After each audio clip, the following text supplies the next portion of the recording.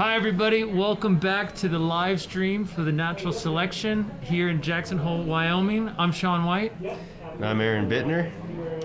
And what a day, man. Unbelievable conditions. I think the contest started and I think jaws were dropping in the fact that those drone follow cams just made you feel like you were in the run. I mean, I felt like I was like controlling my character in a video game or something, but amazing day. Groundbreaking point of view to have, and it's such a big course. That's really the only way to take the viewer into what the riders are seeing. And yeah, I mean, what they were seeing is crazy. Without sending more people, I mean, if you did a follow cam, you'd be tracking out the run even, Yeah, it's tough. So it's pretty next level they were doing that. Super innovative contest, super innovative filming, and the whole live stream was amazing. So super fun to watch. Just as much fun to be a part of the event and being here. So yeah, we're excited. And I was itching to go ride. We took some laps in between. It was awesome. The conditions are so good. I mean, it got a little tracked out, but like when you got into that deep snow and like you see at the competition, I mean, if we had our pure open, just powder run like they were getting, it can't be any better than that. The conditions were just supreme. Yeah, you can only imagine how much fun those guys were having, and obviously some anxiety and some different pieces of scary, kind of like, do I go straight from here, or how is the speed gonna be? And obviously it's pretty wild. Like Gigi dropping first, that's a heavy one, and having to break trail is like, that's the first guy trying to figure it out, and also trying to keep some speed. And then Austin dropping in his track and going deep. That was a heavy one, because Gigi dropped first, and then Austin came in hot right behind him, taking his same track. And then I remember watching the replay of his jump, and I kept thinking he was going to hit the ground, but he didn't. He just kept flying further and further and further.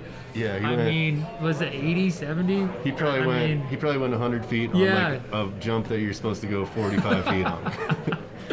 And a couple other people did that too, because there's there's speed for it once there's a track in, and I mean, you don't get to practice here, so that's the cool part of this contest, is like you got to feel it out. So your first run is like either put a run down, or you put down your feelers, and you got to try to put it together and piece it together for your next run. For the second round, and they both went back up top, and Austin ended up taking it.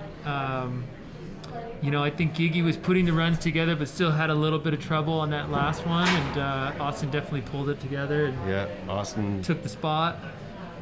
Got it sorted and busted some good stuff, and really handled business. And, and like every bracket was, I mean, you can't really argue like one way or the other on basically every matchup. Everybody's like, it could go either way. So it was really interesting and fun to watch. And I mean, highlights, too many highlights to count, but like Ben Ferguson's method. Off the jump that got overshot a lot, but he got it figured out right away.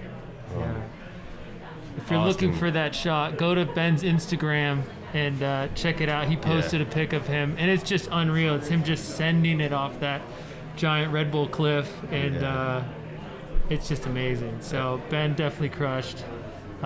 Blake Paul, amazing run. Local Jackson boy, crushing it, consistent. Just knows the mountain and He had the confidence. Snow. He was like, I know how to do this. Yeah. Same with T. Rice. Like those guys, both local Jackson boys, know this place really well. T. Rice and Chris Rasman had a battle. They fought it out. Yeah, that was a solid battle, and back and forth into overtime. The tiebreaker, the third run. Got to go down to run 3, and T. Rice took it. Yeah. I think it did come down to doing some things switch.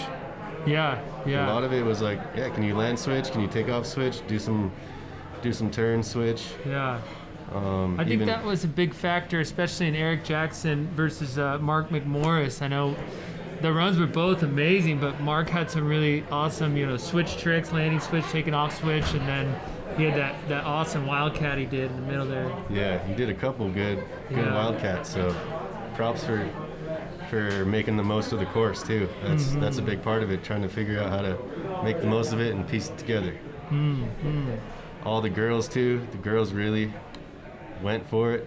I know kind of as you get through the brackets and things get tracked out and things start to get bombed out, it's hard to find the landings and put it all together, but everybody really did kind of come through, especially all the winners. Yeah. Just putting it down. I think a heavy matchup was Jamie Anderson and Hannah Beeman. Obviously, Hannah has so much experience in the backcountry and, big mountain riding, but obviously Jamie has been crushing it in the slopestyle scene and, has those big banger tricks to back it up and do really well in an event like this.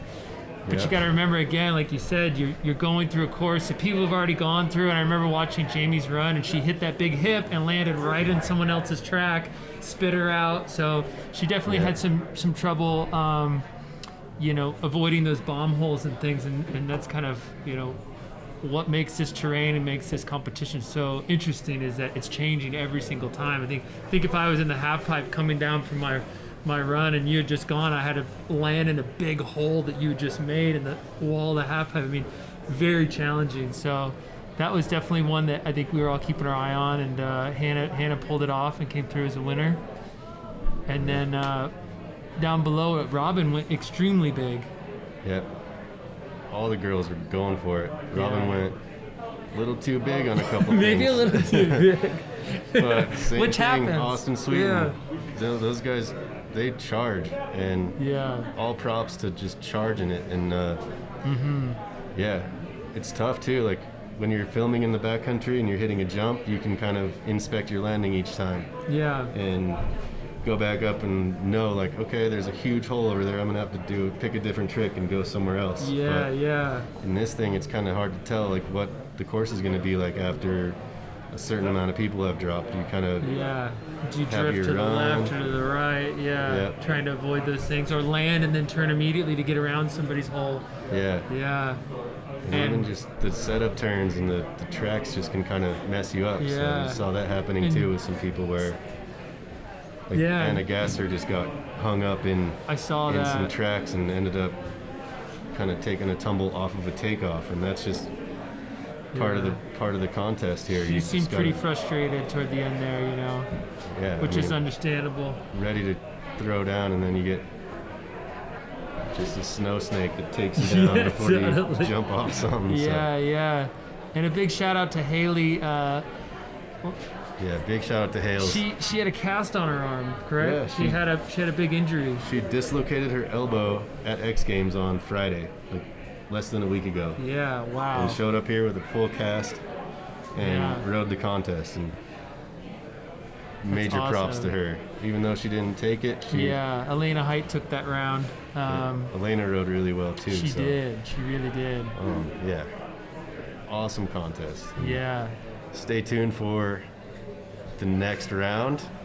Could be Saturday, could be waiting on a little bit of a reset. I know Travis was up there, the rest of the course maintenance crew, this whole crew at Jackson that's been building this whole course for the past few years. They're doing such a good job and really making this thing it looks so fun. We're dying to get up there. I would love to ride that course, especially fresh tracks. Oh my God, it looks so fun. So what was so cool is sitting here. I mean, we just ran it. Travis just came by and was talking about how excited he is for the finals, because obviously a day like today, he's like, a lot of the riders were uneasy about things, getting the lay of the land, and then now stepping into a finals.